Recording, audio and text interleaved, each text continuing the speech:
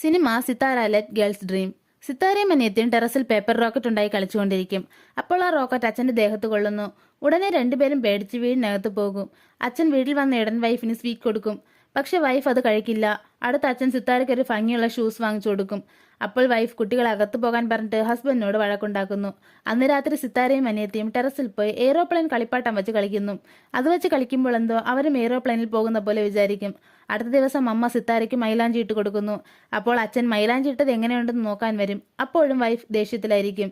അടുത്ത ഹസ്ബൻഡ് അവരുടെ കല്യാണ ഫോട്ടോ നോക്കിക്കൊണ്ടിരിക്കും. അപ്പോൾ അനിയത്തി സിത്താരയുടെ റൂമിൽ പോകുന്നു. അവിടെ സിത്താര കല്യാണ ഡ്രസ്സ് അണിഞ്ഞിരിക്കും.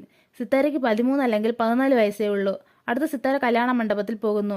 അവിടെ ഒരു ഏജ്ഡായ ആൾ സിത്താരയെ കല്യാണം കഴിക്കുന്നു. അവസാനം സിത്താര കരഞ്ഞുകൊണ്ട് അമ്മയും അനിയത്തിയും കെട്ടിപ്പിടിച്ചിട്ട് അവിടെ നിന്ന് പോകുന്നു. ഇത് കാരണം ഫാമിലിയിലുള്ള എല്ലാവരും അച്ഛനോട് ദേഷ്യത്തിലായിരിക്കും. അപ്പോൾ അച്ഛൻ അനിയത്തിക്ക് പേപ്പർ റോക്കറ്റ് ഉണ്ടായി കളിക്കാൻ കൊടുക്കുന്നു.